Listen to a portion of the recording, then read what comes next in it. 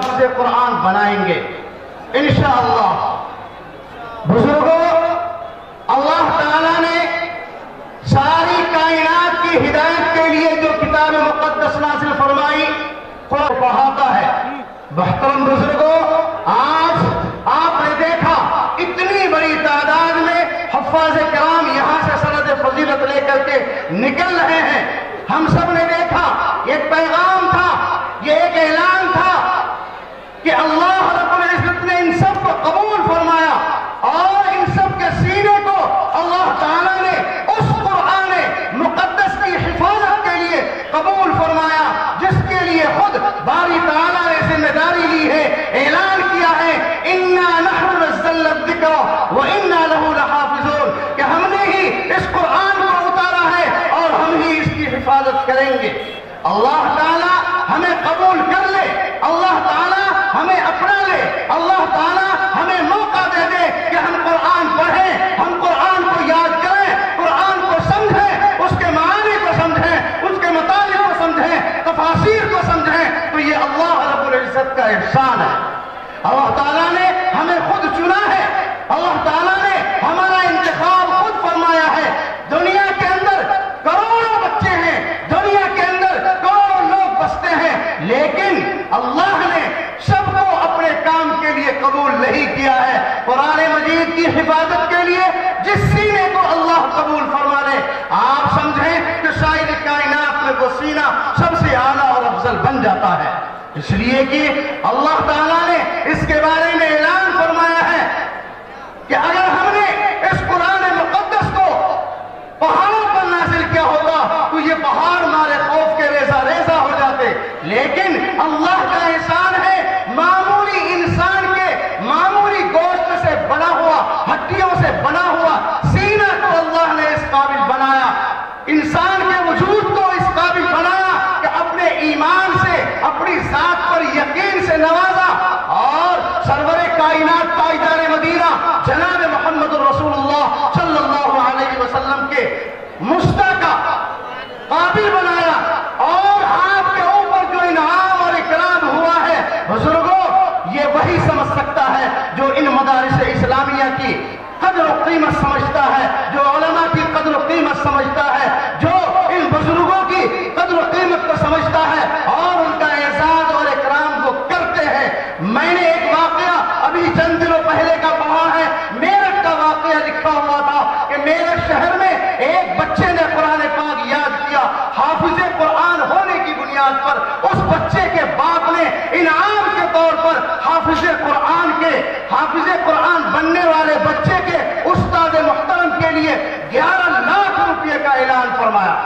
یہ اعزاز تھا، یہ اکرام تھا حافظ قرآن کے استاد کے لیے۔ اس بچے کے دل میں جو قدر تھی، جو عزت تھی، جو عظمت تھی، انہوں نے اظہار کیا، اسی مجلس میں 5 لاکھ روپیہ انعام کے طور پر دیا اور کہا میرا بچہ جب رمضان کے مبارک مہینے میں تراویح میں پورا قرآن سنا دے گا 6 لاکھ روپے کا انعام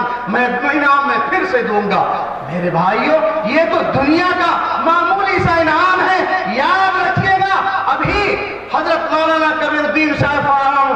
دامت برکاتہم نے آپ کے سامنے کتنی قیمتی باتیں رکھی ہیں، ان میں سے ایک بات، آج ہماری ناکامی کا سب سے بڑا ذریعہ یہ بن جاتا ہے کہ ہم اپنے اداروں کی قدر نہیں کرتے ہیں، ہم علماء کی عزت نہیں کرتے ہیں، ہم اپنی مساجد کی قدر نہیں کرتے ہیں، جس کی بنیاد پر ہمارے سامنے طرح طرح کے حالات ہیں۔ اور قدر کرنے کا مطلب یہ ہے کہ ہم علم سیکھیں، اس علم کو سمجھیں اور اس علم کو اپنی زندگی میں اتاریں، اپنے سماج میں اتاریں، اپنے معاشرے میں اتاریں، اپنے گھرانے میں اتاریں، اپنے معاملات میں اتاریں، شادی بیاہ میں اتاریں، تجارت اور بزنس میں اتاریں، کھیتی باڑی میں اتاریں، چلنے پھرنے میں اتاریں، اور ایک دوسرے سے ملنے جلنے میں اتاریں، ایک دوسرے سے معاملات کرنے میں اتاریں۔ اگر ہم اس پر عمل کرتے ہیں تو اللہ تعالیٰ کی طرف سے جناب محمد الرسول اللہ صلی اللہ علیہ وسلم کی زبان مبارک سے جو اعلان کروایا گیا ہے،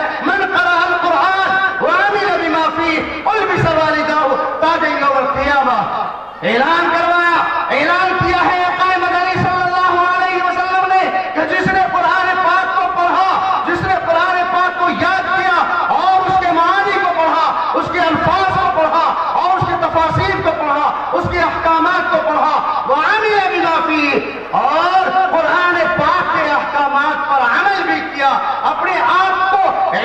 साथ साथ अमल के जेवर से मुज़य्यन किया। उल्बिस वालिदाहु ताजन यौमल क़ियामा, तो माँ बाप को क़यामत के दिन सोना का ताज पहनाया जाएगा। हफ़ाज़े किराम को आज हम जो एजाज देते हैं ये मामूली एजाज है, असल एजाज तो अल्लाह ताला उस दिन देगा। युक़ालु लिसाहिबिल क़ुरआन इक़रा वरतक़ि वरत्तिल कमा कुन्त तुरत्तिलु फ़िद दुनिया, वहाँ कहा जाएगा कुरान पाक पढ़ते जाओ, जन्नत के दर्जों पर चढ़ते जाओ, ये इनाम होगा अल्लाह ताला की तरफ से। बुजुर्गों, हम हौसले के साथ, अजीजों, हम हौसले के साथ जिंदगी गुजारें और अपने अल्लाह को हर लम्हा राजी करने की फिक्र के साथ अपनी जिंदगी को गुजारने की कोशिश करते रहे। जिंदा रहना है तो मीरे कारवां बनकर रहो,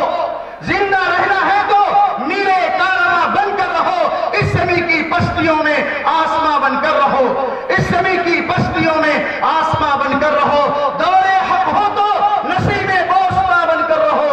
दौरे हक हो तो नसीबे बोस्ता बनकर रहो, दौरे बातिल हो तो तेगे बेअमा बनकर रहो। व आखिर दावाना अनिल हम्दुलिल्लाहि रब्बिल आलमीन। अस्सलामु अलैकुम व रहमतुल्लाहि व बरकातुहू। जज़ाकल्लाहु खैरा। हज़रात, प्रोग्राम का सिलसिला जारी है। स्टेज पर कुछ हमारे बिरादरान वतन के मुअज़्ज़ज़ हज़रात भी तशरीफ़ फरमा हैं। स्टेज पर जनाब शत्रुघ्न यादव साहब भी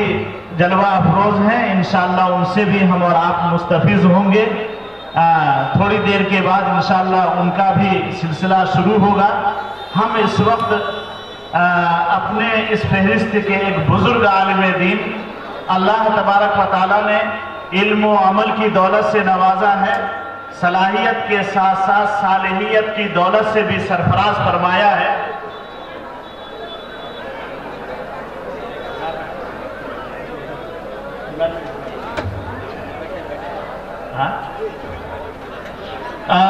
हम बड़े